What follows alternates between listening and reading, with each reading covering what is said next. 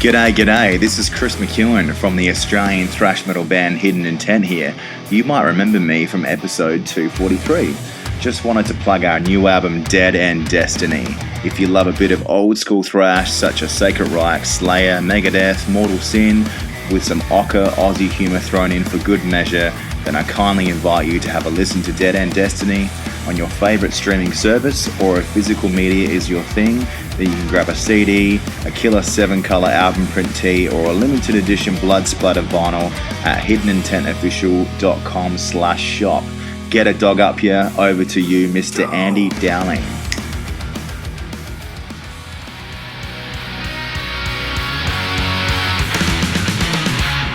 Hey, it's another episode of the Antisocial Podcast in your ear holes. And before we kick into this episode, please come on over. Join me in arm, lock in arm, and skip on over with me to Patreon. Patreon.com/Andy Dowling is the best way to support this podcast. It starts from only $1 a month. Nothing. You won't even notice it. Set and forget. And if you want access to the exclusive Patreon podcast that comes out every week, or a bunch of giveaways and free shit, then there are additional tiers there to go and check out. I'm running out of breath. Patreon.com/Andy Dowling.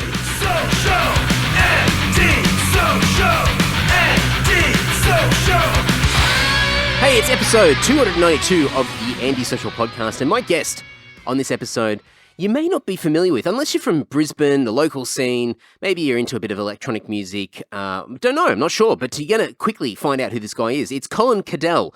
Cole has been a guy that I've known for many, many years, right back from my early days back in Brizzy. We used to call him Big Cole, but he's no longer big. Many, many years ago, he went through a transformation. He's much, much smaller than he used to be, and more recently, he's been diving deep into this solo project that he's been putting together called Monsters Around Us, which is, he coins the term death and bass, or extreme electronic music for a less civilized age. And he's had a bunch of amazing guest musicians on his project to date. And we talk about a lot of this in the chat. Go and check out Monsters Around Us on the socials, Monsters Around Us, on Instagram and Facebook, of course, and monstersaroundus.bandcamp.com. But of course, I'll have everything in the show notes over at andysocial.net and andydowling.net. So enough crapping on from me. Please enjoy this great chat with Colin Cadell.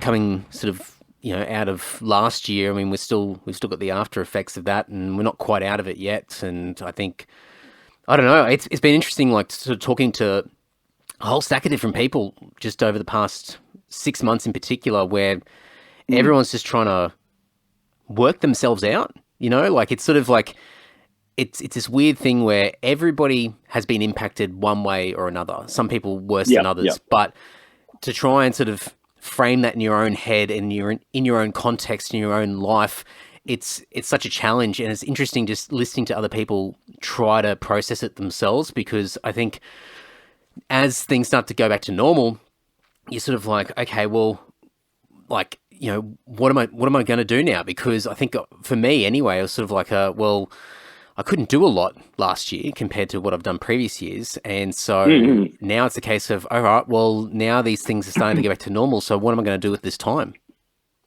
Yeah, it's a bit like that. So I had a bit of a backwards approach to it when it all sort of happened. I was already thinking about doing an album for my solo project, which is, Monsters Around Us. We can get into that at some point. But the plan was to do it anyway. But for me, serendipitously, it actually worked out quite good, because I had ended up having a couple of guest musos, which is the vocalist of Frontiera, Chad Kappa, who are a big Scottish-American, like they've been albums to watch in Rolling Stone and stuff like that. They've been covered quite thoroughly internationally. So I managed to get Chad and Owen, who's their drummer, and he plays in another kind of slam beatdown band in the UK called Komaru. And they're really, really cool dudes. So they just sort of jumped on board, happy to help with whatever. And I met them through a metal band I was in many, many years ago, the Schoenberg Automaton, when I was doing vocals. So that sort of led to that. The other one I got was Pierre Denel, who is a world-renowned jazz guitarist and gent guitarist who plays in a French metal band called Kadinja. And he's just gotten his own signature series guitar through Vola, which is a US custom company. And yeah, those guys are going crazy. So it was really cool to be able to work with him doing something a bit different too. So I've kind of used COVID as a way to get all these musicians who are touring to do work for me. It's a smart move, mate. I mean, and I think, one thing that I've spoken to a lot of people about is that there's been two paths that a lot of, especially like just talking about musos in particular. Yeah. There's two paths that a lot of musos have taken. They've either taken one where it's drown in the sorrow of losing so much of what they've been used to, like touring and getting out there, going to shows and all this sort of stuff. And then the other path where musos are turning around going, what can I do at this time? Like, things have changed. I've got to sort of make the most of this and try to be creative and try to take advantage of the fact that almost everybody has more or less stopped or paused. So there's no sort of competition of, old mates are out on the road and they're smashing it and they've got a new release and they're touring, et cetera, et cetera. So what are we doing? None of that is happening. And so it's been really interesting to watch how musicians have adjusted to it, and some people have really taken it as an opportunity. And I mean, I'll also say, like, I totally get the guys and girls who've just stopped in their tracks and have just like been in this ball of stress for the past several months because completely and utterly. I mean, you and I both know that we're not someone, or at least from memory for yourself, we're not people who necessarily financially rely on music to make our livelihoods. We all have day jobs and stuff. So, whereas I do know a lot of people who have been, and I know you would as well, that have just been detrimentally affected beyond belief because the concept of what their living was for the last 20 years is just dead. Mm-hmm. It's not that it's stalled. It's almost like it's dead in some regions. Like you almost wonder how many of these bands are going to come back proper when touring recommences. Oh, for sure. I mean, just watching around the world, iconic venues just shutting up and not with no plans to reopen again because there's just no money, and the arts in general, or just music, not getting funding in particular countries from the government due to everything that's been going on. Hint. Yeah. Australia, you fucks. Yeah, don't worry. I'm very bitter on that. Like, my brother's a professional violinist, and wow, he's got a doctorate in it, and the fact that he still can't make a full-blown living blows my mind. Purely because Australia doesn't want to support more kind of avant-garde abstract arts, even though the qualifications are there, etc. They're just not interested. Yeah, it's no, I think it's just it's a weird thing. It's a cultural thing here, but I think it's a lot of just Western world in general, where that sort of importance or that focus is just not there as far as putting in that support system for the arts or just entertainment in general. I think people sort of underestimate how much of a significant role it plays in society and keeping society relatively sane and stimulating an economy, and there's just so many roll-on effects when you take that away from people. Oh God, yeah, and I wouldn't even want to I won't delve too deep into it because it's something I don't comprehend fully either. I mean, I'm not a psychologist, but you'd have to. One of the things I find very interesting is the mental health effects I've seen on people who are used to touring. Like, when you don't have that contact anymore, when you don't have that interaction that you have on a day to day, week to week, weekend to weekend, whatever the rotating schedule of your touring life is, when you don't have that, it really starts to hit home. Because I was never someone who in the last few years really gigged or play shows. With my solo project, I don't do a lot of shows. I'm very selective about when I play live because it's not something I really care about with this project. It's more of a compositional work. So for me, it's a little easier to approach, but there's been times over the last year and a half, whatever it's been since February, March last year, that I've sort of sat at my computer working on tracks and stuff going, I would really rather just be able to get on a stage and sweat with some people and interact and, really know how people are vibing with the music. You can't get that gauge off the internet. It's just not a realistic measure. No, and I think, just it's like anything. As soon as you take something away from somebody, that's when it's really in your face. It's amplified. Like, people don't. it's sort of like that whole take it for granted sort of thing. It's just, it's a part of your life. You're used to it. You can access it whenever you need to. And then when it's taken away, that you realize how much of a hole it leaves.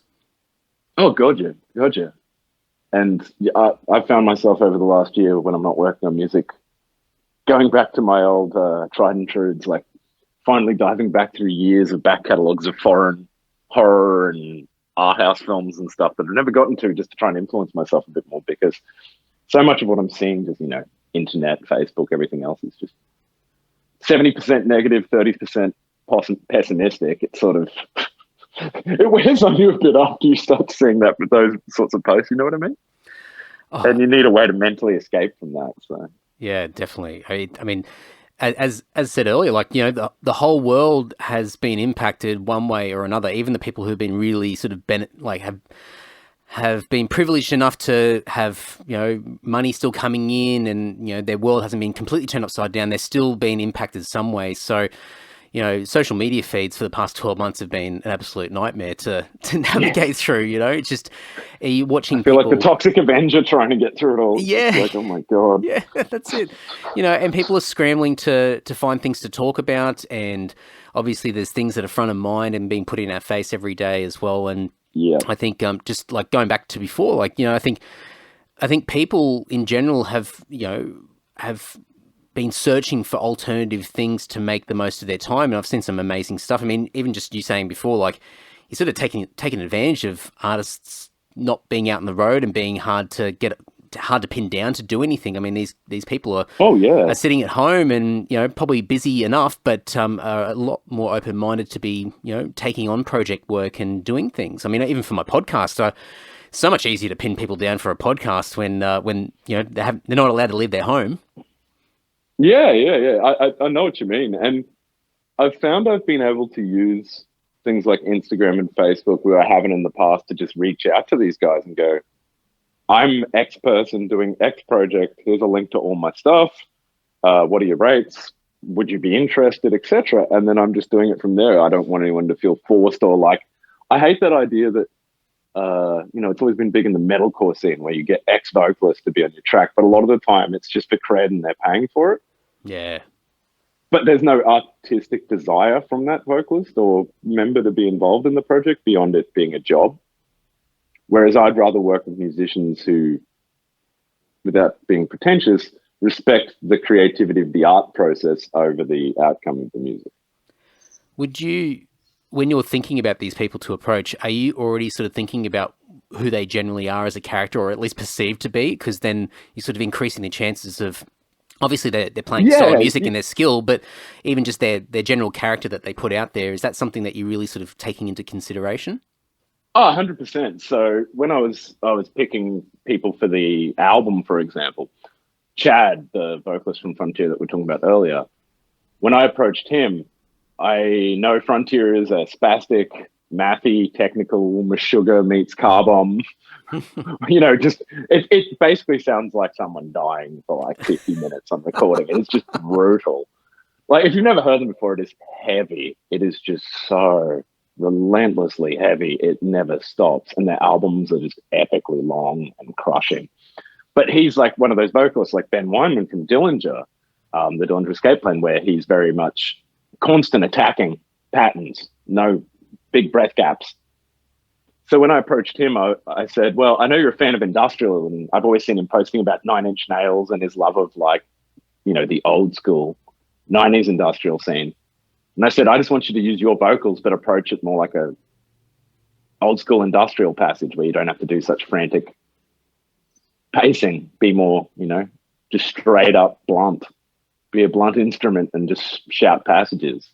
With Owen, the drummer, same sort of deal. I knew he loved the kind of drum work that was going into that last track, and I knew he'd be perfect for sort of getting in there, working it out on his kit. And then, I won't lie, we do program a lot of stuff just because it is electronic music. I don't use a lot of live recordings. So even if a drummer's working with me, a lot of the time they will be working it out in their studio, but then we're working out as a MIDI session so I can sound replace, etc. as needed, because electronic music. I don't want to be caught in a pigeonhole where I can't control the sound enough for myself.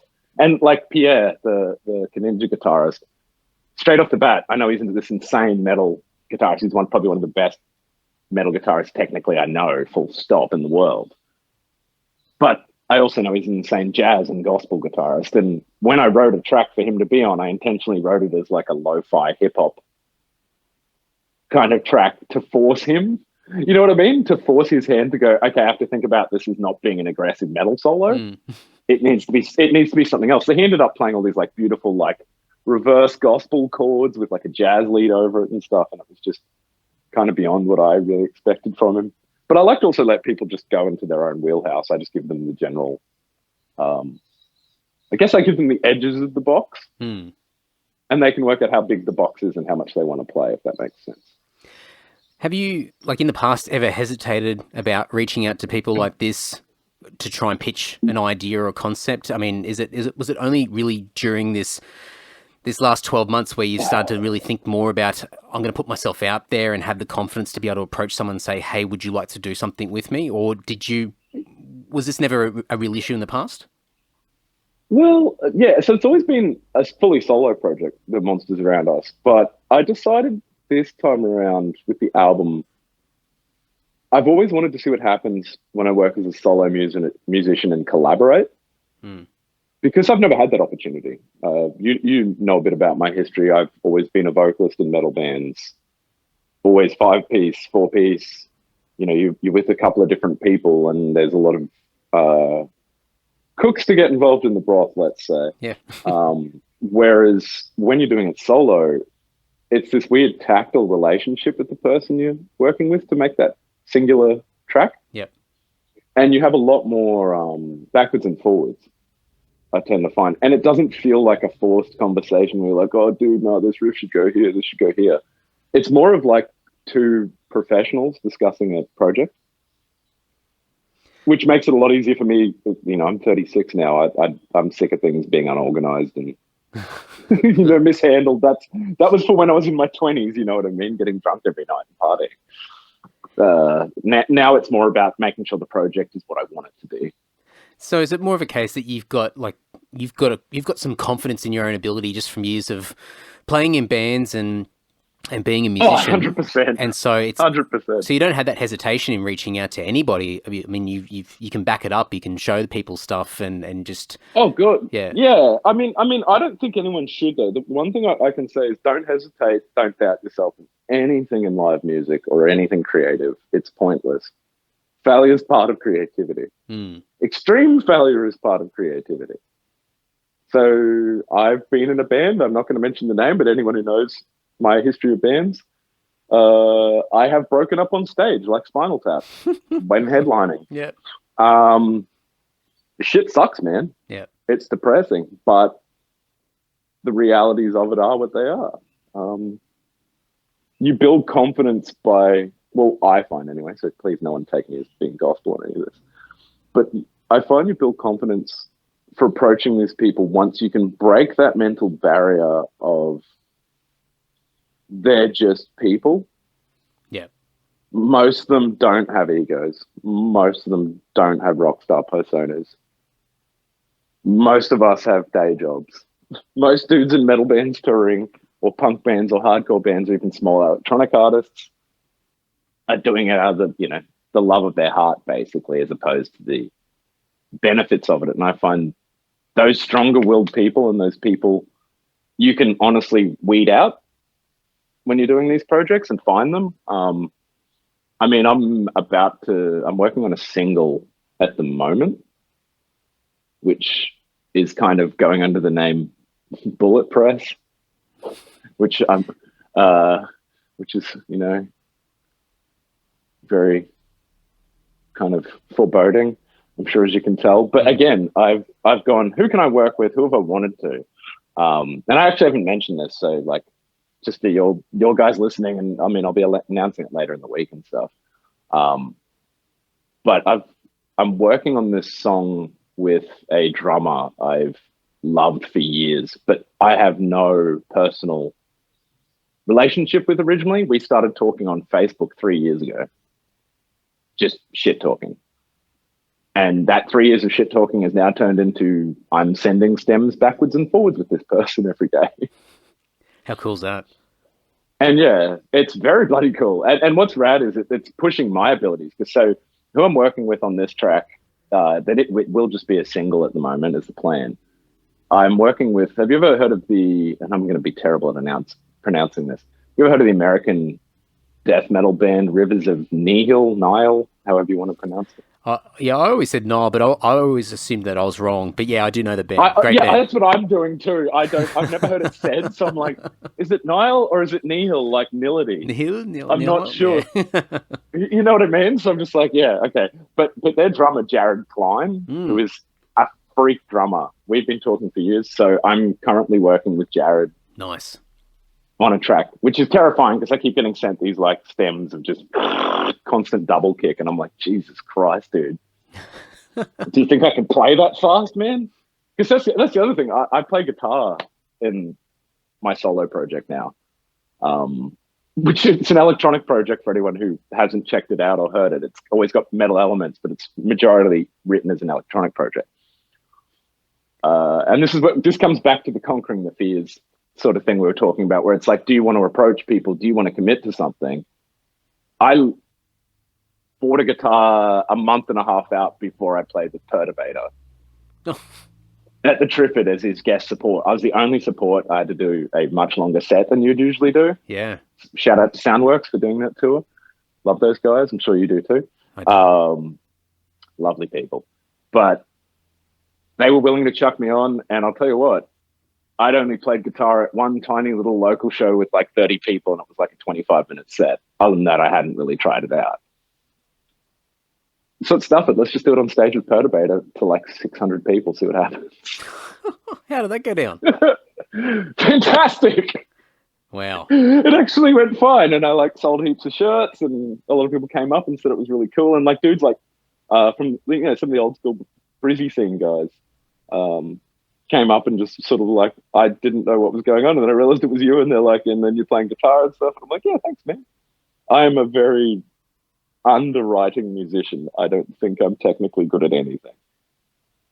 I treat writing music like video. You just work on a timeline and you start cutting stuff and putting things together, and eventually you'll see a gap, and then you have to write something to bridge that gap. Have you always, like, just on that, do you see yourself as a bit of that sort of jack of all trades, master of none sort of approach? 100%. Yeah. 100%. And I'm not ashamed to say that, but with electronic music specifically, I find you have to be. Because you're not pulling from one element. You know, I still love my metal music. I still love the scene. But one of the things I always found quite complicated is you've got two guitarists, a bass player, a drummer, a vocalist. If your two guitarists don't have lateral thinking across what you're trying to get, you end up having what I call the Australian metal syndrome. And I'm sure it happens in the US, but I call it the Australian metal syndrome, where like every second band sounds like Mudvayne mashed up with early 90s Sepultura. And I'm just like, what the fuck are you doing? You know what I'm talking about. I do, exactly, mate. I remember bloody the basement back sort of when we were all turning sort of 17, 18 years old. Yeah, yep. Wednesday nights at the basement, you know. Yeah. Which band will cover Dig this week? Like I love growing up with that, but it was just really funny. And that the problem is that stigma in metal. We're getting so much better and so much further progressed in Australia, but there is still a bit of that where a lot of people approach it like, I'm just going to kind of mash these things. It's like mashing things together is fine, but there has to be cohesion. You know, I always loved with Dungeon, the project you started playing in before it became Lord. I always loved how Lord Tim had this ability to like write power metal, but he would somehow whack creator style thrash in it. Yeah. And I'm like, this should not work at all, completely and utterly. But he had the musicians to back it. He has the musicianship to back it. And he obviously understands his craft very competently. And I wonder if I wonder if a lot of these things, and even just going back to the sort of the jack of all trades perspective, where it's just a case of, it's not so much about having the skill set as such to do it, but more about the self-awareness to be able to sort of objectively look at something and going, like, I might sort of instinctively want to try and mash a bunch of things together, but ultimately, can I stand back from it momentarily and just sort of observe what I've just done, and is it objectively good, or can I do more? And that's probably that breaking point where some people go off in one direction and actually create something amazing, and other people just dial in and go, well, that'll do. That's good enough. That's what I want. That's what was in my head, and we'll just put it out there and just, that's it. Oh, gotcha. And I find with the electronic scene where I'm more involved now than the metal scene, I really love the fact that if I do a track, I can send it to like 15 other artists that I know and go, hey guys, can you suss this out? Anything you think, I don't give a shit how critical you are, tell me. Within like 24 hours, everyone will come back going, all right, sick, you might want to check this, check these frequencies, If you did that in metal, dudes would be like, oh, that's sick riffs, and then they'd be like jealously typing. And I'm not trying to be shit on the metal scene, but a lot of dudes in metal are like that, where they hold what they're writing until the last minute. They're like, no one can know. I'm like, no offense, most of the riffs have been written already. It's how you construct them that changes the composition. Well, that's a really interesting point, and something that even in our band we've been speaking about recently, is where one thing that metal has not done a lot of, and it's probably just started to change in the last few years, where bands are a little bit more open to collaborate. So you see it in other genres of music for sure. Like you see it in rap and R&B, and you see it in electronic music. You see these collaborations between different artists coming together and doing stuff. And I guess punk and metal had the whole split thing where you do a split release, but you're still ultimately creating music separately and then just putting it out on the same thing, but you're not actually creating music together. And exactly. I think a lot of that success where you're starting to see bands, especially I'm noticing it probably more so in Europe than other parts of the world, where artists are starting to do a little bit more collaboration. And I reckon that's probably going to be the next wave of success for heavier music, where people step out of their comfort zone and share songs in their infancy when they're still in a demo stage, in a writing stage, and collaborate with another guitarist, another singer from another band. And there's no territorial sort of stuff about, oh, well, this is our band. We keep the songs within our group of people. It's like, hey, let's feed off each other. Let's create new things and work together and see what we can come up with. And that's the thing. I think people need to break the mold that once they're in a band, a lot of people have this ideal that they are in a band. This is my band. It's like some tribal Mad Max level shit where they're like, I am this. But like, nothing says you can't do 15 other projects that are so completely different to your thing. And it doesn't even have to be good. It's just an outlet. It'll get rid of that stuff that's playing in your head when you're trying to write the other genre of music. A great example of that is, and I'm not sure if your listeners know this, Vox and Hops, Matt from Topsy's podcast. Absolutely. Yeah, I believe it was on his one. He was talking to one of the Acacia Strain guys recently. And that guy was saying, I think it's a bass player from Acacia Strain. And he was saying how he doesn't care how much hate he gets in his lifetime. His like number one dream is to write a song for Taylor Swift. I love it. That's so good. Because in his free time, he's now listening to pop music and writing pop melodies and beats and compositions. Because he just finds the concept of challenging yourself to write something so alien really cool. And I guarantee you he's probably becoming a better musician for it. Whether the product he creates is better, doesn't matter. It's the process that creates a better outcome. Well, it's just that thinking differently, looking at a situation from a different angle. With songwriting in general, you grow up with your influences, and that sort of dictates how you first begin to put songs together, and you're in a band, and that's sort of a direct link. But then after that, if you're not taking in new things, you're not being sort of stimulated by different things to shape your world around you, then you tend to stick to the same formula, and then that's that. And some people have success sticking to the same formula, but I think that evolution of a songwriter or a musician or just anything in life, like the more that you're stimulated by brand new experiences, the more you can come back to what you're used to and look at it from another angle. And suddenly, you look at your guitar or whatever instrument and you go, I know how to pick this up differently. I know how to play something a little bit differently to what I did before. And that gives you that point of difference. And it's not so much about, well, I'm going to try and write some pop music, and eventually when I go back to my metal band, as an example, that suddenly the metal band's going to start doing pop music. It's got nothing to do with that. It's like the mechanics under the hood. It's that technical skill, and it's that sort of reframing situations to be able to go back to metal and give it a new lease of life. Well, that's the thing. Like, for example, you could write a pop song. The production process of writing a pop song and creating one and finishing it and mastering it, etc., will give you so much of an insight into the metal side of things once you see the differences in frequency responses, tonal spectrums, compressions, mastering processes, etc. But it'll give you new things to use on your music.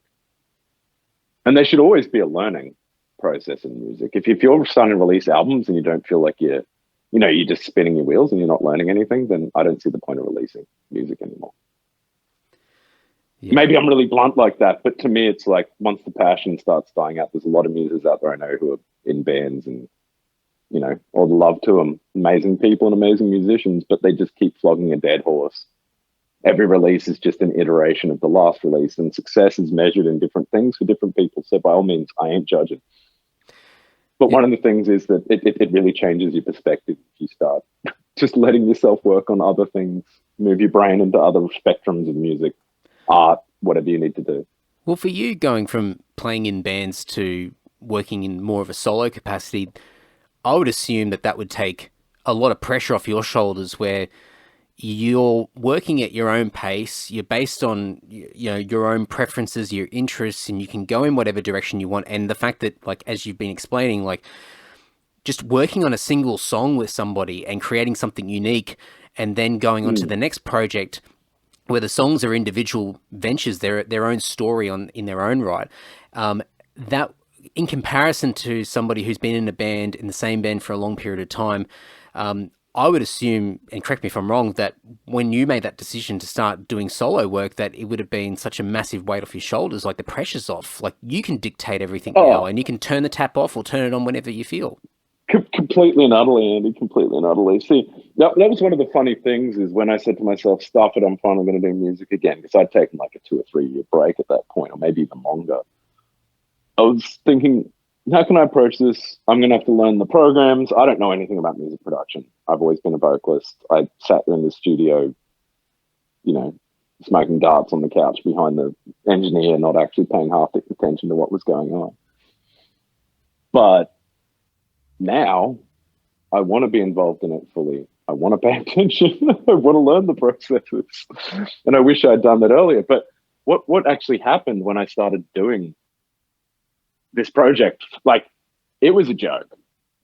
That's the reality. Is I've always loved electronic music, but I thought, I'm just going to do like a 3-track EP. It's probably going to end up sounding like Fruity Loops trash. And anyone who's a muso and has used Fruity Loops knows what I'm talking about. Yeah. So I intentionally went researching on DAWs. So if anyone who doesn't know and isn't a music nerd, a DAW is the software that you record into, and you can run all your plugins and synthesizers and virtual synths and other stuff through. So I started researching a lot on DAWs, and I ended up settling with one called Bitwig, which a lot of people don't actually know. But the guys who made Reason, and I believe some of the guys who made Cubase, some of their teams quit, and they formed a new company that is Bitwig. So it's a completely new DAW that's only been out for a couple of years. But what's cool is it's got the live function. Sorry, it wasn't Cubase. It was some of the guys from Ableton who make Ableton Live. It's got the functionality of being able to do live stuff like Ableton, but it looks like Pro Tools and works like Pro Tools, which for me is a lot easier, because Pro Tools is like working in the timeline, cutting, pasting, moving things around. But yeah, I started learning, going, this is going to be horrible. I'm going to come up with something atrocious, because I also intentionally didn't use Fruit Loops, because I didn't want to be exposed to their in-house samples and loops and stuff. Yeah. If I wanted to use loops, I wanted to find them through like searching vintage break things and techno files and, huge libraries of this stuff that's all over the web. That first EP, after being a joke to myself, took 2.5 weeks to complete. It came out. It's still one of my more successful solo releases. And it wasn't meant to be serious. And then that just led to doing singles, to doing EPs. The one thing I've learned as being solo now is I can just keep putting stuff out. I can just keep pushing it. So none of this, an album for 2 years, this and that. I've done 2 EPs, 2 or 3 singles, an album, about to do another single. The album only came out 2 months ago. With that first EP, and obviously you said it was going to be just, having a bit of fun, a bit of a joke. Yeah, see what happens. Experimenting. But when it started to get received well and you're getting some good feedback from it, was there a moment around that time where you sort of looked at it and thought, like, I want to do more of this, but I'm actually going to approach this in a little bit more of a serious manner, or I can see some potential now, or were you still not convinced until sort of further on down the track? No, after that first one, I was actually, having done music for most of my life. I've been a musician since I was like 5 or 6. So 30 years now, which is a bloody long time. That hurts to think about. I really just tried to push myself in that direction, if that makes any sense. I didn't need the reassurance of success for the first one to say this works, because I think musically, after years of projects, I collect LPs and stuff as well. So I've got like crazy film soundtrack collections and stuff. There's a level of composition, and I'm not saying I've achieved this, but there is a level of composition where you can tell tonally things are working. And if people are reciprocating that, then you've done the right thing. Or at least on the steps, the right thing. And one of the greatest things, and I don't know if you've ever seen this dude. Have you ever heard of Junkie XL? Oh, heard of. It sounds familiar. So most people know him under the name Tom Holkenberg. He's the guy who did the soundtrack to Mad Max Fury Road. Oh, right. He just did Godzilla vs. Kong. He did the Justice League. Like the 4-hour one that just came out, not the original version. He did the 4-hour score. If you've never checked it out and you want to know about music production, I recommend you find Tom Holkenberg Junkie XL on YouTube. Most people don't realize he has done, I think it's 3 or 4 seasons of a YouTube production show. Oh, wow. Okay. And we're not talking like, this is how I record. He literally, each episode is a score track from a film. He loads the session. He shows you how he tracked the instruments. It's all live webcammed in his studio. No editing, really. He just does it from home. And one of the greatest things he said when he was doing one of the recent ones that I watched, he's playing this guitar riff that's like the under melody of Flash's theme from the Justice League film. He's playing this guitar melody, and someone in the chat, says to him, you can say all you want that you're not a good guitarist, but that's, a great melody and da-da-da. And he said, his response back was, you shouldn't be making music for other people. You should be making music to have fun. If it succeeds after that, that's a bonus. I love it. And that's coming from like one of the biggest producers in the world for film soundtracks. Doing it for a bit of fun. And I'm like, yeah, if that guy can be humble enough to say he's not a good musician, he just dabbles until he finds stuff that works, then I don't see why that shouldn't be any different for anyone else. Music is about learning, process, your ear, trying to find your place in your sound. Because one of the things I've always stressed to people too, and I'm sure you would have heard this, just because you love a certain type of music doesn't mean you can make it. Yeah, that's a good point. I never actually thought about it. I mean, it makes sense. I love metal, but I think I'm better at electronic music than I ever was at metal. Was that a hard thing to digest yourself? No. I've loved like most people in the scene never really knew it, but I've always been a big fan of film soundtracks and stuff, and a lot of that is electronic, particularly in the 90s when you're talking about licensed soundtracks and stuff. So I've always had that interest. I love stuff like Jamiroquai as well. So I love that kind of like funk pop song structure writing. And I sort of just wanted to take everything I've heard and built over years of listening to this stuff and go, how can I mash it together, but in a way that still respects where I've come from with metal, but engages people in a different way? If that makes any sense, it could just be hyperbole. It does. It's just one thing. It's a very abstract way of thinking. but it's interesting because I think, with some musicians, they've got what they think they have in their head and they can't translate it, they can't communicate it properly. And there's also, I mean, for me, speaking personally, like lot of ideas in my head, a lot of things that I think would sound cool, but for me to be able to translate it and actually put it down would be quite difficult, and I would have to really overextend myself and push myself to be able to communicate properly. And I think from the way that you've been talking about a lot of this stuff, I think you've got a real thrill of the mechanics of actually stripping things back, seeing those layers, building things, and that whole recording and writing and you know, putting something together, like that whole process. Whereas some musicians love the idea at the beginning, might not necessarily like all that tedious hard work in between. Would rather play live and get drunk. Yeah. But that's been me for a long time. And any time that I've sort of had a moment where I'm very close to being able to put something down, I feel myself really sort of being challenged, because I have to really sort of, and maybe it's just an attention thing. I think it's probably just attention. Like I'm ADHD or something like that. I can't just sit still. But have you always had? Understand that too. Yeah. Have you always had though that sort of natural interest to be able to sort of really dissect something and spend the time to work out how to translate something from your head out to something that's tangible? Completely other shit. So like, I'm a film, video game nerd, everything. I'm one of those people that will watch a movie, research the entire production, watch every YouTube video talking about the production, how it was conceived, the original story processes.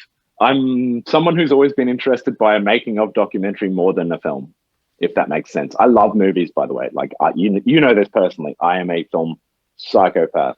But if you could give me a 2.5-hour movie that I think is a 5-star film, give me a documentary on that, that'll be a 5-star documentary. I love it. Man, that's next level nerd, mate. Well, but seeing how broken something is in process shows you where it came from. Because sometimes the most enriching film environments or music studio environments give you the lamest outcome, the most corporate, generic shit. But then, like, sometimes these weird combinations of toxic with odd locations, with this, with that, it creates something more interesting. You know what I mean? I think the best way to sum up that point is I like Ministry, but Al Jorgensen's a cunt.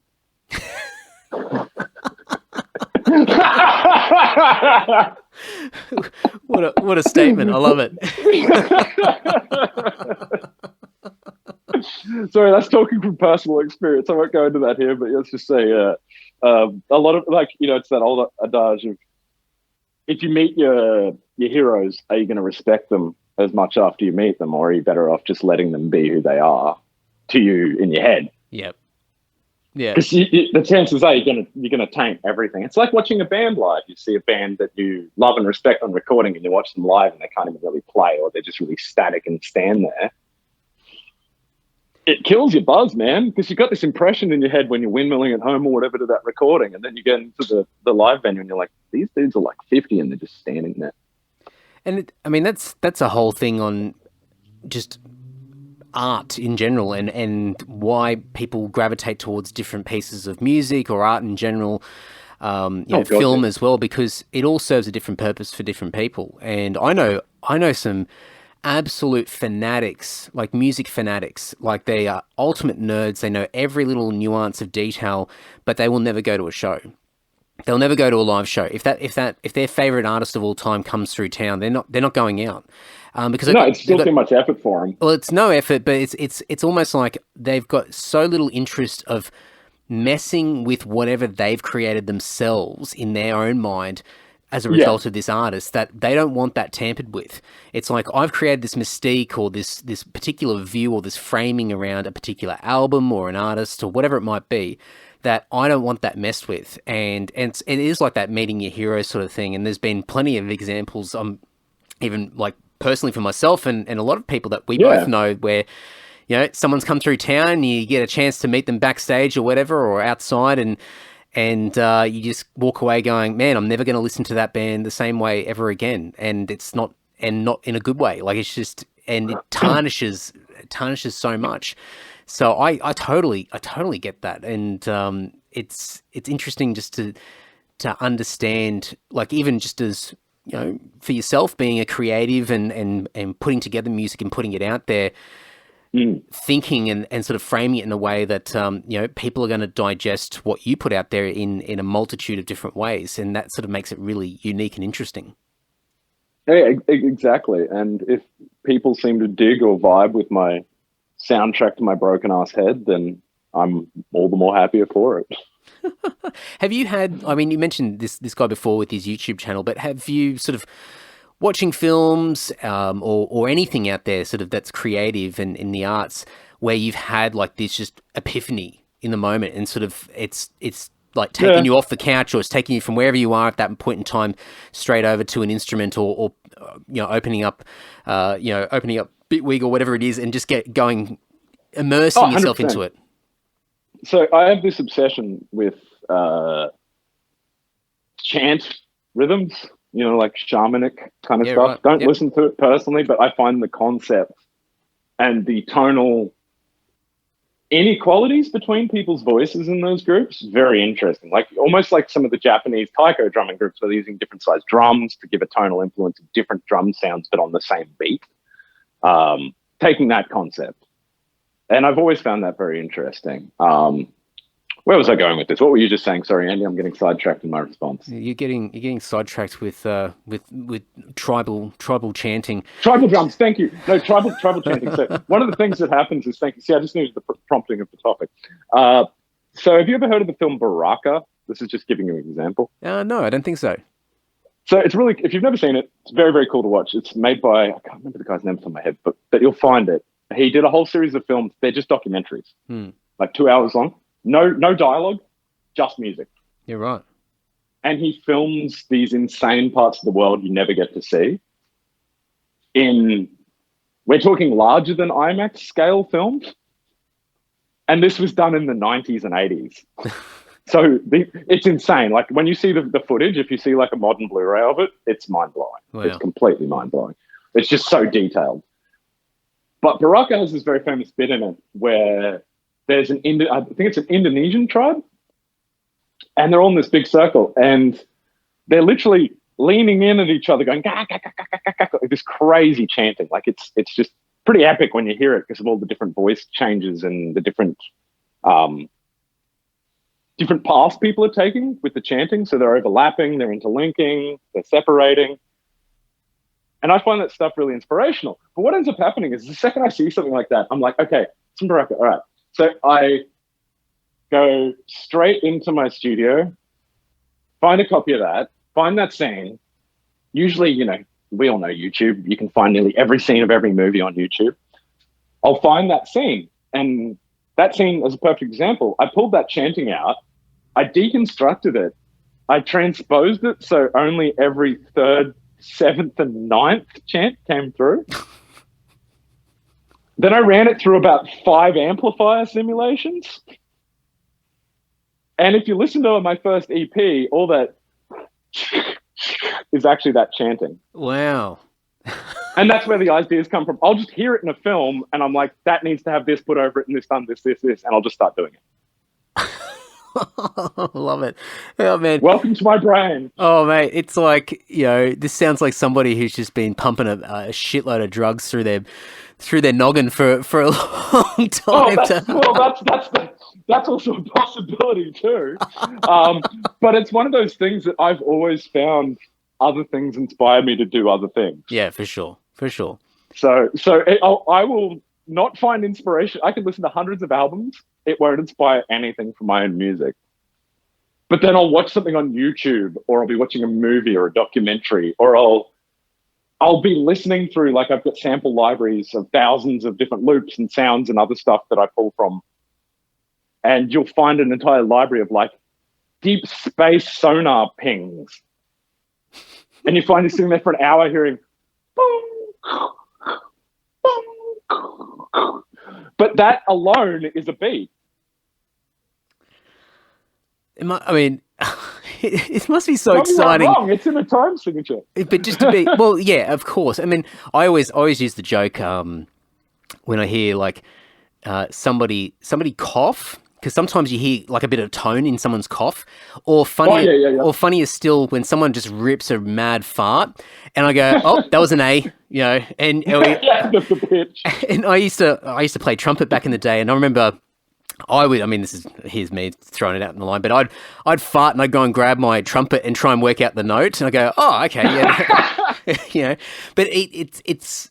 I mean, that must be so exciting for you because, I mean, I think I get the concept, I get what you're doing, but it's certainly not front of mind for me. And I think for you to sort of basically inspiration can come from literally anywhere and at any point in time, unexpectedly, just out of nowhere. And it could totally just set something off and get you fired up and immersing into creating something completely unique that you never thought would be in your mind, 30 seconds beforehand. But suddenly now you've got this idea in its infancy stage that you can create a new piece of music from. It's amazing what peak hour traffic and a shit aircon can do audibly to your head when you hear them enough times. Yeah, and it's true though. Like you will find tempos, dissonance, tritones, all the things metal dudes and industrial guys and electronic guys look for in everyday items. Mm-hmm. In everyday scenarios, but it's whether you are actively listening. I'm one of those people that my brain is probably more active than it should be for most hours of the day, which isn't a bad thing, but it also means, I think, like we talked about before I jumped on here, I get up at 7, but I still go to bed at 1 a.m. Oh no, that's crazy. And I still do that now because I can't shut my brain off because it just keeps throwing ideas out there. And if I have an idea at 11, of a beat, because I've been watching documentaries on offshore oil rigging. This isn't actually a joke. Like that's the sort of thing that triggers it. I end up in the studio till 2 or 3 in the morning working on like synth lines and a beat pattern to replicate it. And then I might actually have to find some actual samples of like underwater recordings of the oil pump running. So like you get like that through the water, and then you just start distorting that, looping it, echoing it, transposing it up and down pitches, and then it can go from that sound to and just becomes a melody all of a sudden. Whether it's a melody you find pleasing isn't the question.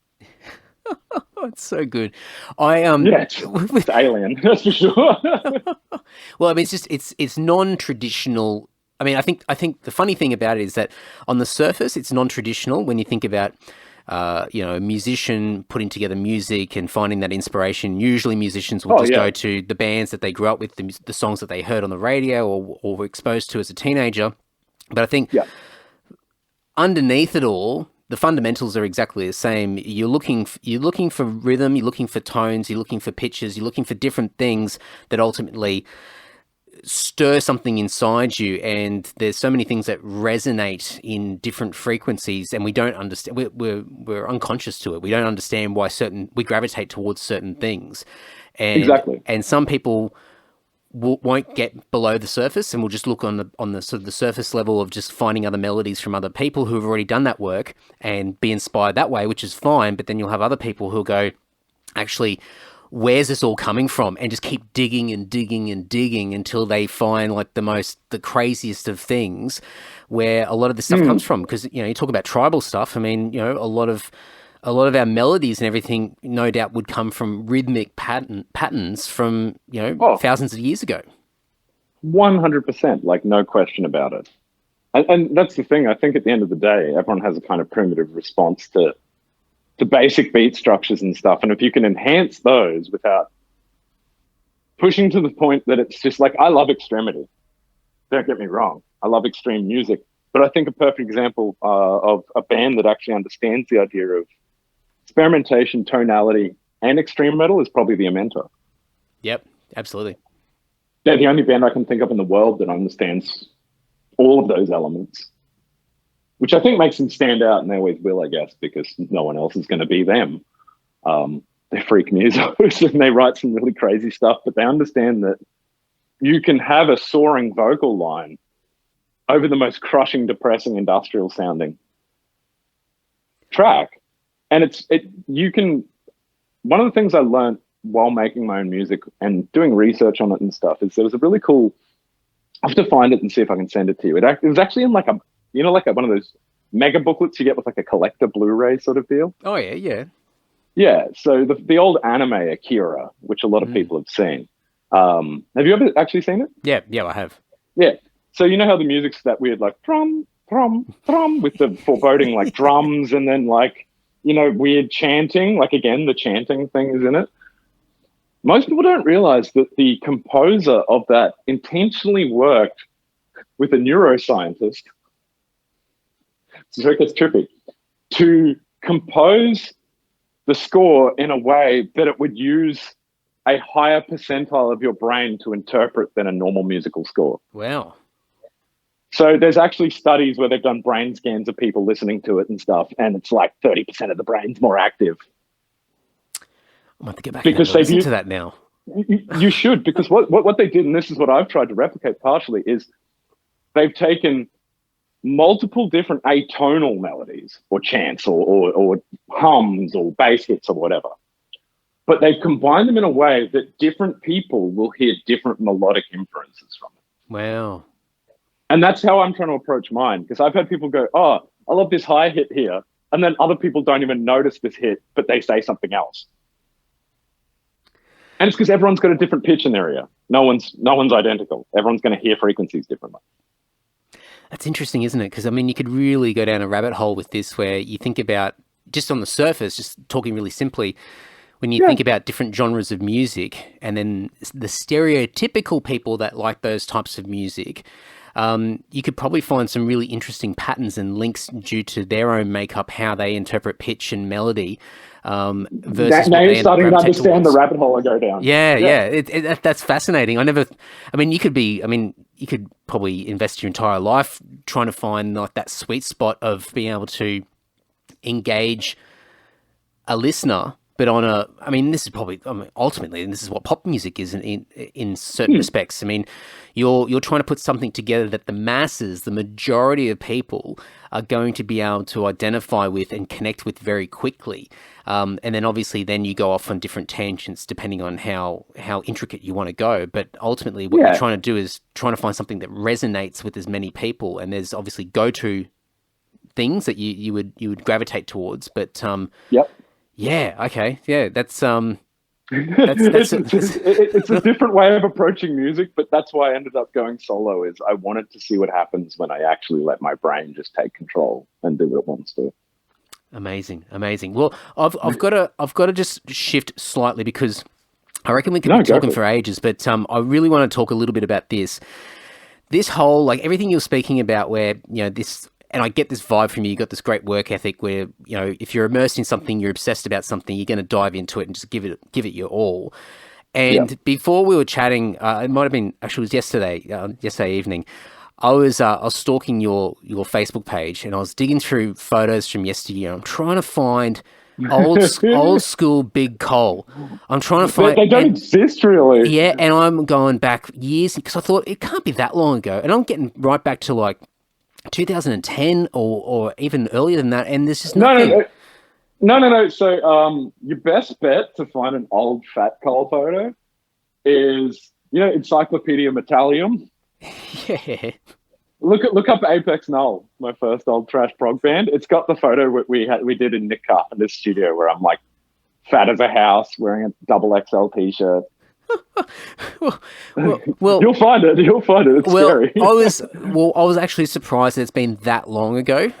It's just, it goes to show how long we've known each other, but just because for me, like that was when I met you initially, and then I think it was a bit of time between when I saw you then, and then when you'd lost so much weight, and I remember we bumped into each other somewhere in Brisbane in the Valley or something, and you came up to me, and I didn't know who you were. It didn't click. I didn't recognize you, and you sort of like, you know, you were trying to just engage with me, and I'm like, oh yeah, cool, like, you know, this nice, you know, happy person talking to me, and then it just clicked, and I just went, oh my God, like I know who I'm talking to now, and it was just insane. But I guess where I'm leading with all this is, when you made that decision to take a different path with your health, was it the same sort of mindset? Can you see the commonalities between, you know, the way that you approach your creative sort of ventures and your obsessive sort of approach with all this sort of stuff, with also your health from many years ago where you made that call? You basically, I'm wired in a way that means that anything I engage in is going to be a deep dive. It doesn't matter how superficial it is. So like if I'm interested in how to make risotto, I'm not reading about making risotto. I'm reading about 15 ways of making risotto and the practice of it and where it came from and why you use certain types of starch and not others and things like that, if you get what I'm getting at. So I have a brain that's wired that way. If I find a topic I'm interested in, I'll spend 3 months watching documentaries and reading papers on it.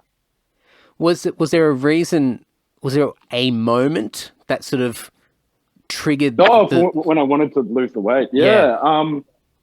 Yeah, pretty simple. I was finishing up at uni at the time, so I would have been like 21, 22 when I started thinking about it.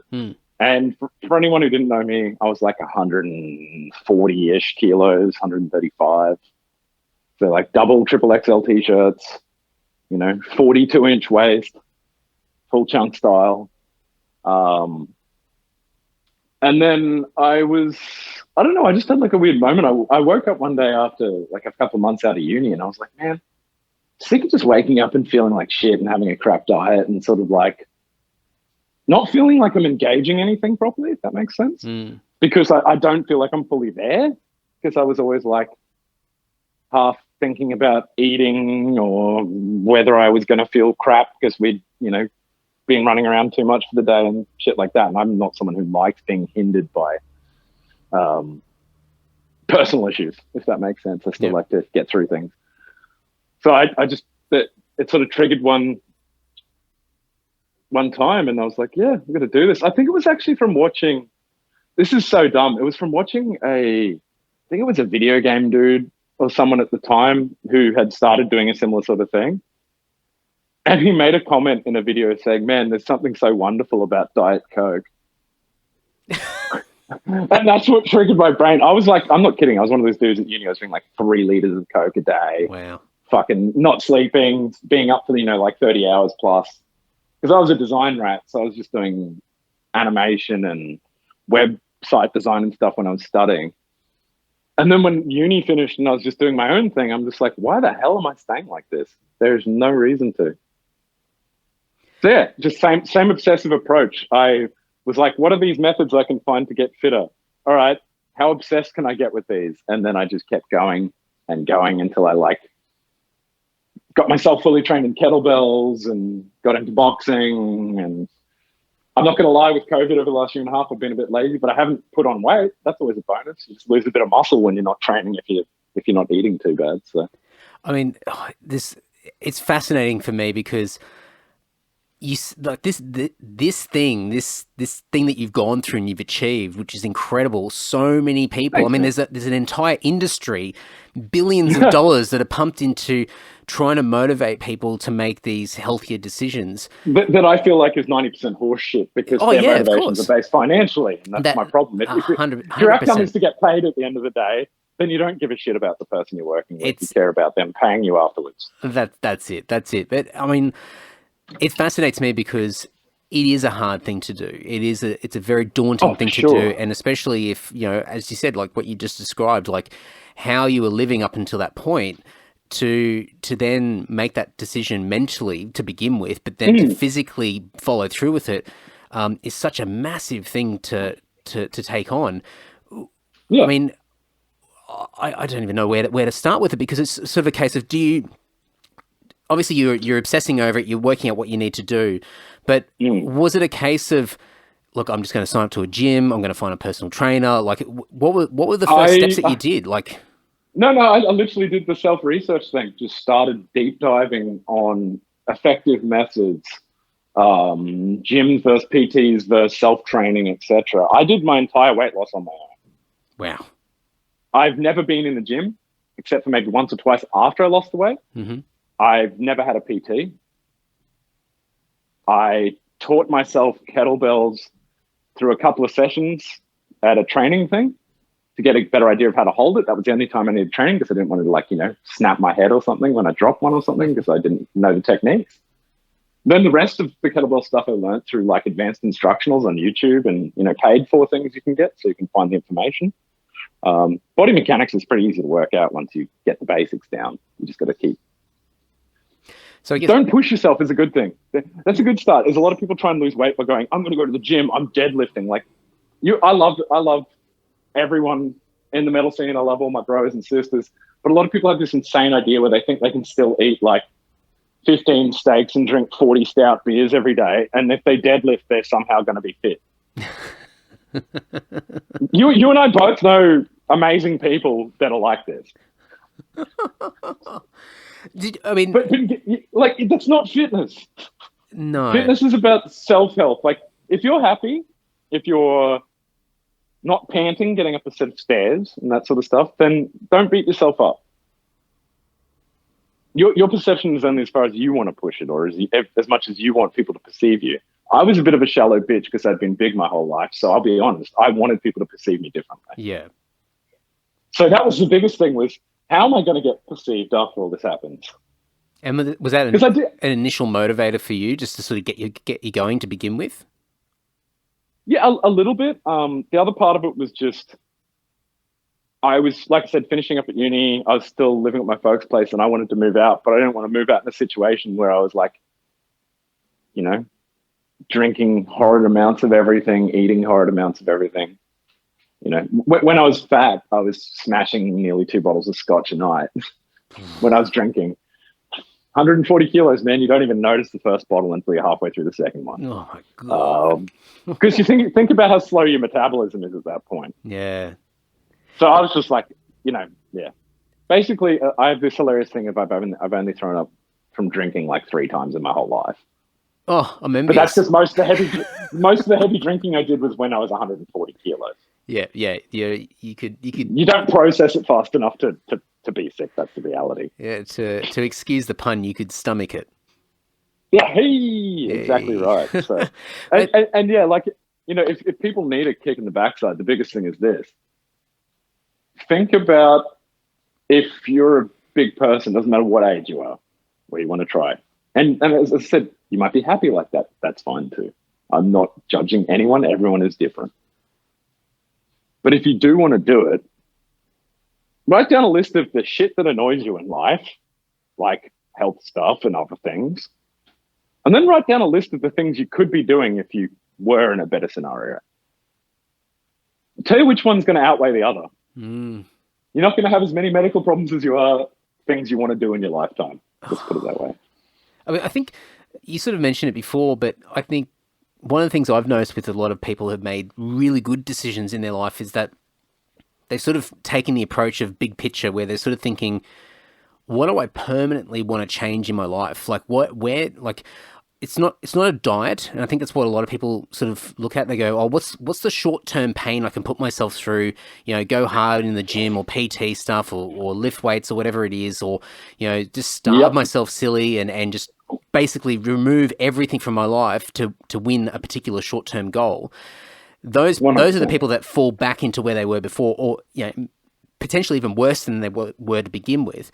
Whereas I think the people that have the success sort of look at it and go, this is like a complete lifestyle change. I want this to be a permanent thing, and taking your time and not rushing things, and then making tweaks and adjustments along the way that gradually gets you to where you are, rather than sort of an overnight, you know, horrible pain and suffering sort of situation that you put yourself through. Well, I always try to make sure, like, one of the most simple things you can do, and I if people can't be asked doing it, fine. One of the simplest things I started doing when I was, you know, beginning this whole sort of weight loss thing was I used to, on my lunch breaks, this is when I worked for the council in the city, I would strap on 2 kilo ankle weights, 2 kilo wrist weights, because I'm wearing business clothes. No one can see them. I would walk my morning tea, my lunch break, and my afternoon break. I would just walk.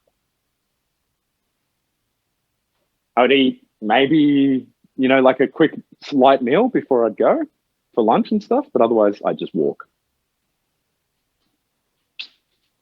It's just that little habit, isn't it? Like on a day-to-day basis, it's not strenuous, it's not extreme, but it's just just building a daily habit and sort of just getting used to that being a part of your life, part of your routine. And I'll be honest, like I said, you don't have to fully maintain it forever. I quit drinking for like a decade when I was doing all that. I now have a couple of beers a week. But I'm still really modest compared to most people I know. So, like, my idea of having a big week of drinking is I had 4 beers in a week. That's my idea of a big drinking session. Well, it's and especially, I mean, because we're a similar age, so I think it's a case of also getting to that age bracket where you start to really, I mean, I think if anything, it's probably different for you, because I was going to say at this age you start to notice how your body reacts to situations, but I think you would be even more hypersensitive to it because of the decisions that you made so long ago as well. Oh, 100%. Like, the older I get, the more annoying, niggling things trigger me than they used to, simply because I work so hard to get rid of the other stuff. But the one thing I'm trying to let myself learn over time is that's just life, man. Some people get dealt a shit card, some people get an okay card, some get a really good card. And you can't control genetics, you can't control medical stuff. So the biggest thing you do is try and make that work around your life. Making the right decisions. Exactly. It all comes down to just making the right decision for you, though. Not the right decision based on 50 other people's advice. And that's one of the biggest things I can say to people who are thinking about trying to go on the journey of losing weight or are on it. Don't listen to other people. No one knows better than you about your body. As long as if you're in pain, maybe don't train. Yeah, but like, there's people who hit it hard, like we were talking about, where they're just like, I need to, I'm going to hit a hard diet. I'm going to do this for 3 months. Yeah, cool. But guess what your body's going to do after you stop after those 3 months? Yep. You're going to get sore. You're going to get stiff. Shit isn't going to work properly. You cannot, well, from my experience anyway, you cannot long-term maintain an extreme weight loss unless you're willing to commit to a lot of those steps permanently. And that's just the reality. It's rescoping your brain to understand that you're not, like, dude, I still buy burgers. I still eat takeout and shit. Like, I'm still human. But it's understanding that there's a limit to, like, every smoko being a Red Bull and a sausage roll. You know what I mean? And that's the reality for most Aussies. Like, I'm sure every labourer with a six-pack wandering around is probably less healthy than someone who's twice the size of their age because of the fact that they might have a shit diet.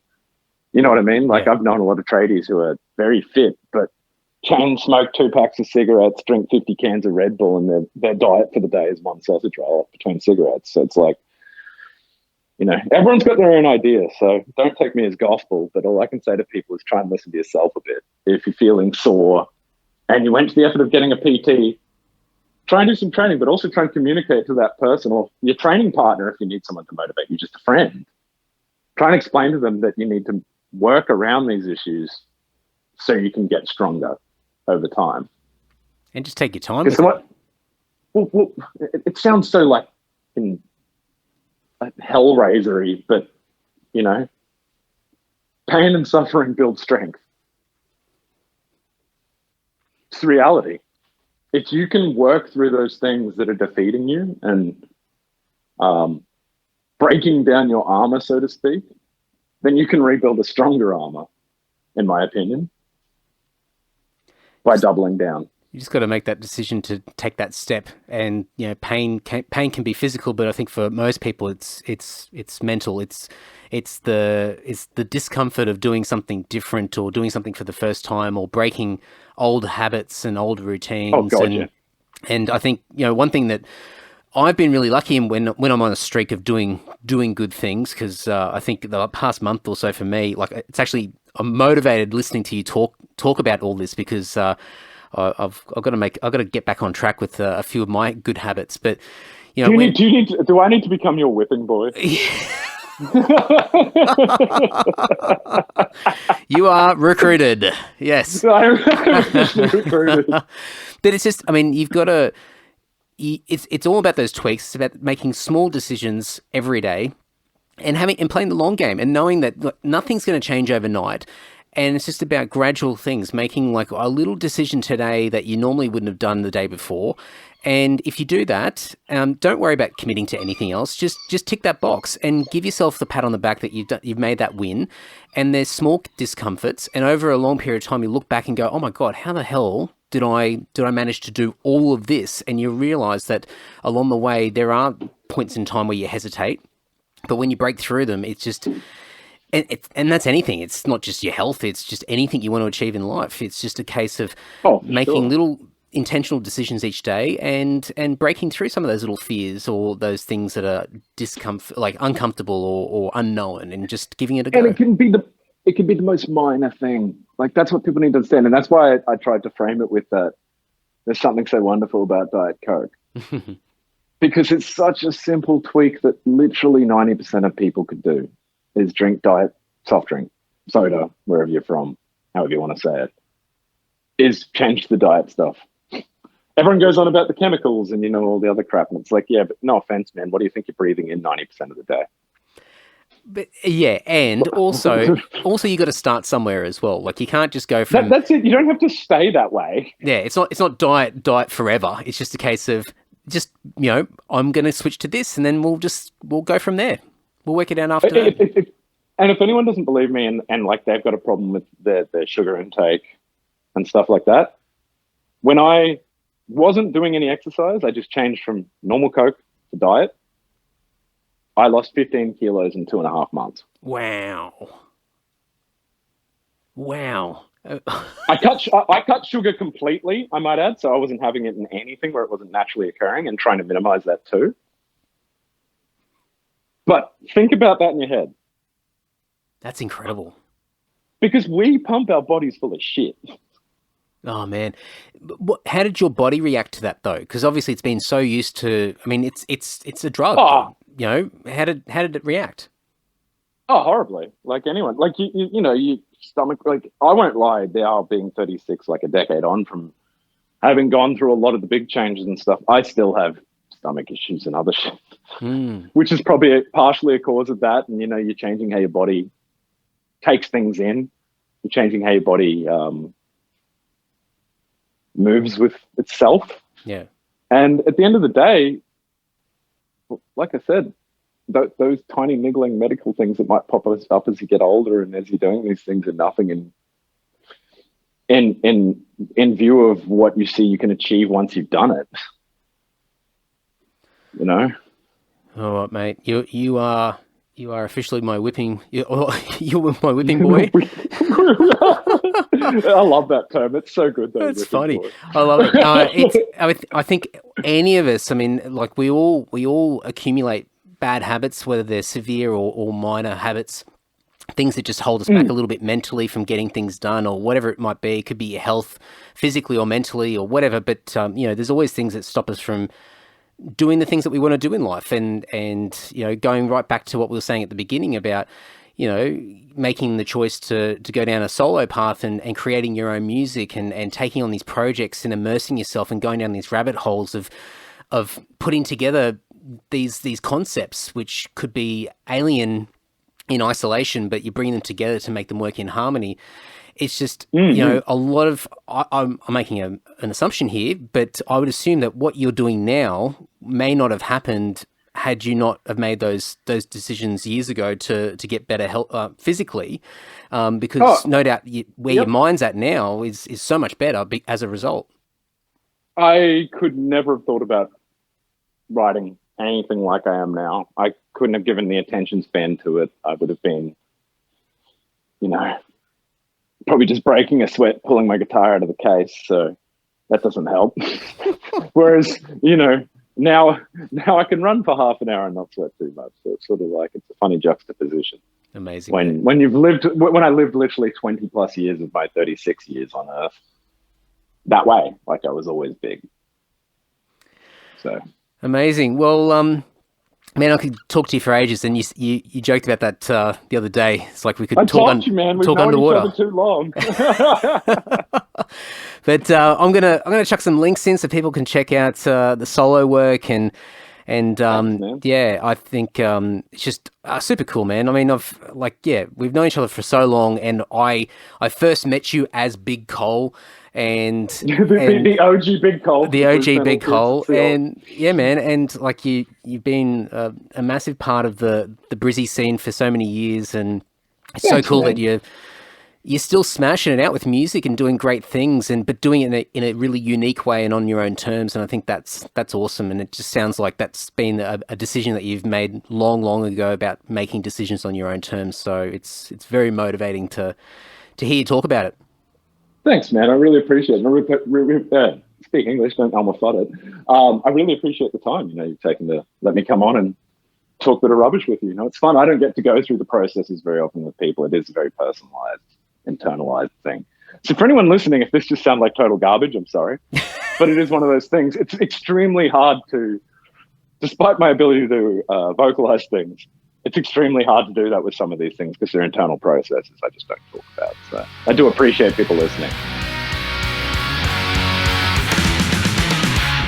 Hey, go and reach out to Colin on the socials. He's got his own Facebook page, facebook.com/BigCol25. That's an old school one, isn't it? Also, go and check out Monsters Around Us on the socials, Facebook and Instagram. And of course, Bandcamp, monstersaroundus.bandcamp.com. Some great music there. It's a bit different, but if you're a metal fan, I reckon you'll really appreciate and get something out of what Cole's been doing over the past couple of years. Some amazing stuff there, and I'll dump some stuff in the show notes over at andysocial.net and andydowling.net. Now, before we wrap it up, of course, patreon.com/andydowling. It is the best way to support this podcast, and my goal for this year is to get as many $1 supporters as possible. So if you just want to fling me $1 a month, I mean, really, it's $1 a month. It's like fucking hardly anything. Definitely do that. It would be amazing to get more and more people backing your mate Andy here on the podcast and on Patreon. And if you want access to additional shit like the Patreon podcast episode that comes out each week, or a bunch of free stuff, I get a bunch of things in the post and usually do give first dibs to the Patreon community if anyone wants anything. I usually post it out to them. We do some t-shirts. We do a bunch of fun stuff over there over at patreon.com/Andy Dowling. And a massive thank you in particular to my top 2 tiers over at Patreon. These guys are the heavy lifters, part of the wider community of absolutely amazing people over at Patreon supporting me. But these people in particular are throwing the big freaking bucks at me. So thank you so much to Andrew from Perth, Mick G from Sydney, Ash from Deniliquin, Dan from Dapto, Rod from Rayleigh in North Carolina, Patrick from Canberra, Liam from Brisbane, Chris from Sydney, Brendo from Leeton, Tim from Canberra, James from Brisbane, Christian from Canberra, Steve from the Gold Coast, and Andrew from Sydney. Thank you so much, folks. It means a hell of a lot. It's the ultimate motivation to have people investing in their mate Andy and his little old podcast here. And it's just absolutely fantastic. So go over to patreon.com, go and check it all out. Patreon.com/Andy Dowling. Let's say the entire URL. That's how you do it, Andy. Well done.